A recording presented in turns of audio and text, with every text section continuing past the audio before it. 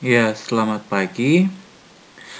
Materi kita ada pada bab 15, yaitu Introduction berdasarkan visualisasi Richard Meyer.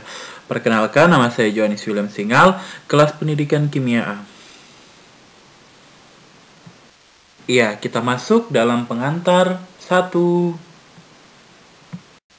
Iya, pengantar 1 itu ya kita pelajari bahwa orang belajar lebih baik dari kata-kata dan gambar. Jadi orang itu lebih mudah mempelajari jika dia melihat secara visual gambar-gambar yang ada di depan.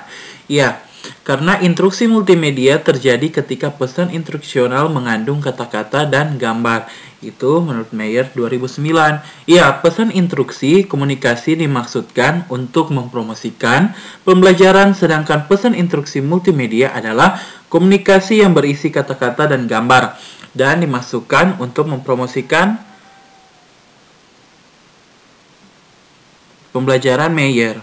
Ya, seperti dirangkum pada tabel 21, kata-kata adalah representasi verbal seperti teks tercetak, ya, dalam kurung disampaikan pada halaman atau layar, atau teks yang diucapkan dalam kurung disampaikan tatap muka atau melalui speaker, dan gambar visual spesial representasi seperti grafik statis termasuk ilustrasi menggambarkan foto, peta, diagram, grafik, angka, dan tabel. Ia disampaikan pada halaman atau layar, atau grafis dinamis termasuk animasi dan video yang disampaikan pada layar. Jadi, pengantarnya bahwa orang itu lebih memahami yang sudah diuji oleh Meyer bahwa orang itu memahami dengan cara lebih mudah dimahami dengan cara melihat gambar atau rekayasa yang ada di layar multimedia. Jadi ini adalah tabel yang disebutkan di pengantar 1 bahwa di sini kita melihat ada mode, contoh, dan penerapan. Mode itu kata-kata, ya, coba teks tercetak, teks lisan, kata atau pada halaman atau layar. Ya, teks lisan, pidato yang hidup, direkam atau disintesis. Ya, foto-foto, statis grafik, ilustrasi, gambar, foto, peta, grafik, diagram, gambar, tabel pada halaman atau layar. Grafik dinamis, animasi, video di layar. Ya, kita masuk pada kerangka teoritis atau bagian 2. Ya, jadi kerangka teoritis ini contoh pertanyaan ya. Apakah multimedia instruksi kerja? Ayo dipikir-pikir. Ya, bagaimana multimedia itu instruksi kerja? Apakah dan bagaimana ya? Ayo, kita masuk ke slide berikut. Ya, apakah multimedia instruksi kerja? Jadi, orang itu muncul untuk belajar banyak dari membaca teks yang menjelaskan bagaimana sesuatu orang mendengarkan penjelasan ketimbang membacanya. Apa yang dapat dilakukan untuk meningkatkan pemahaman masyarakat terhadap penjelasan lisan? Kita dapat menambahkan serangkaian frame yang terdiri dari gambar garis yang menggambarkan tindakan yang diuraikan dalam penjelasan verbal. Tadi kan apakah dan ini bagaimana? Ya, bagaimana multimedia instruksi kerja dalam belajar dengan kata-kata dan menggambarkan peserta didik dapat mengalami 3 macam tuntutan pada kapasitas pengelolaan mereka yang terbatas dalam memori kerja. Pengelolaan asing isn't essential.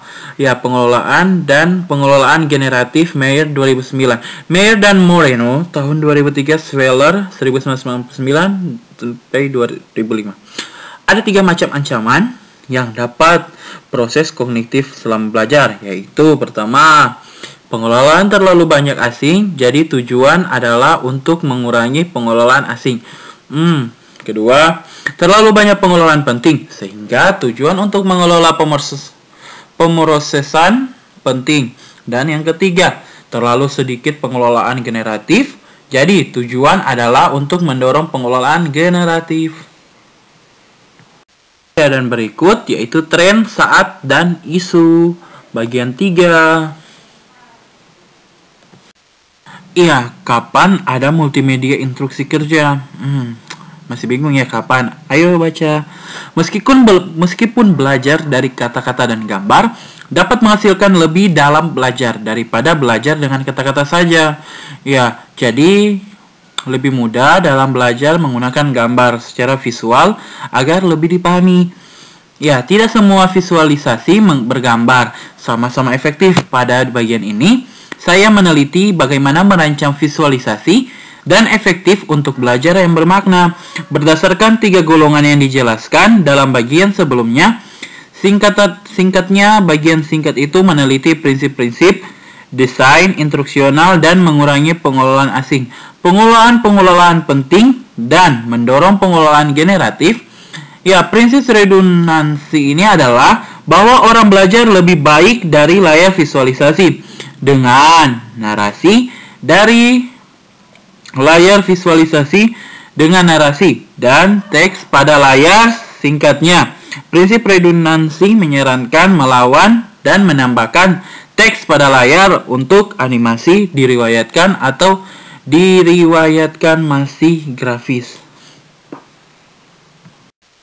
Ya, sekarang kita menanya, di mana sih multimedia instruksi kerja? Ya, baca, ayo, jangan itu ya. Ada banyak tempat di mana visualisasi dapat ditambahkan ke instruksi lisan. Include, ya berdasarkan buku pelajaran, misalnya buku teks diilustrasikan. Berbasis komputer multimedia belajar, misalnya animasi diriwayatkan atau simulasi, interaktif, dan game. Face to face, ya belajar, misalnya presentasi PowerPoint, dan belajar dengan perangkat genggam, misalnya digambarkan buku teks pada Kindle atau permainan interaktif dan simulasi pada ponsel. Selain itu, visualisasi dapat dimasukkan ke dalam banyak bidang studi yang berbeda-beda. Ya, termasuk membaca, misalnya grafis dan instruksi phonics. Ya, menulis misalnya menyelenggarakan grafik untuk merencanakan sebuah esai. Matematika, misalnya manipulatif beton untuk bantuan mewakili masalah-masalah atau produktif komputasi. Ya, sains, misalnya simulasi interaktif dan game untuk sistem kompleks. Sejarah, misalnya angka, grafik, dan peta data menggambarkan orang atau foto digambar ke tempat-tempat menggambarkan orang dan orang-orang. Dan pembelajaran bahasa kedua, misalnya foto, gambar, video, animasi untuk bantuan dalam belajar kosakata. Kita masuk ke bagian 4, implikasi praktis. Ya, implikasi praktis adalah contoh dari metode berbasis bukti praktek berdasarkan instruksi yang tional. Bukti peneliti bukan pada kebijaksanaan konvensional, pendapat, spekulasi, mode, dan doktrin. Ya, secara khusus 10 prinsip desain diringkas dalam bab ini merupakan buah dari strategi penelitian yang bisa disebut peneliti dasar pada masalah diterapkan Meyer 2011 atau peneliti dasar penggunaan transportasi yaitu Stokes tahun 1997. Kita masuk kepada bagian 5, arah masa depan, yaitu perkembangan teknologi di masa depan. Ya, kita masuk beberapa arah yang menjanjikan meliputi A. Penemuan lanjutan dan prinsip berbasis bukti untuk desain multimedia terutama dalam situasi pembelajaran otentik dan penelitian. Yang B. Bahwa titik kondisi batas prinsip-prinsip desain multimedia. Ya, pertama, teknologi instruksi multimedia yaitu penggabungan instruksi multimedia yang muncul pada tingkat yang lebih cepat daripada instruksi multimedia yang lain, yaitu bukti desain berbasis prinsip-prinsip untuk desain multimedia dan teori yang berbasis penelitian seperti buku belajaran, terus bermigrasi dari berbasis kertas ke media berbasis komputer. Siswa English terkena permainan multimedia, pembelajaran dan simulasi, dan instruksi multimedia menjadi tersedia pada teknologi genggam. Ya, ada kebutuhan untuk penelitian tentang cara terbaik untuk desain efektif. Ya, efektif ini instruksi multimedia ya. Meskipun penelitian telah membuat kemajuan substansial dalam mengidentifikasi beberapa prinsip desain awal, ya pengembangan ini membuktikan bahwa bimbingan lebih banyak untuk membantu mereka merancang instruksi multimedia yang sangat efektif. Ya, yang kedua kita memerlukan penelitian bahwa titik-titik kondisi batas di mana prinsip-prinsip desain yang paling dan setidaknya mungkin efektif, termasuk yang jenis peserta didik, yang jenis konten, yang jenis ukuran hasil, dan yang macam konteks pembelajaran.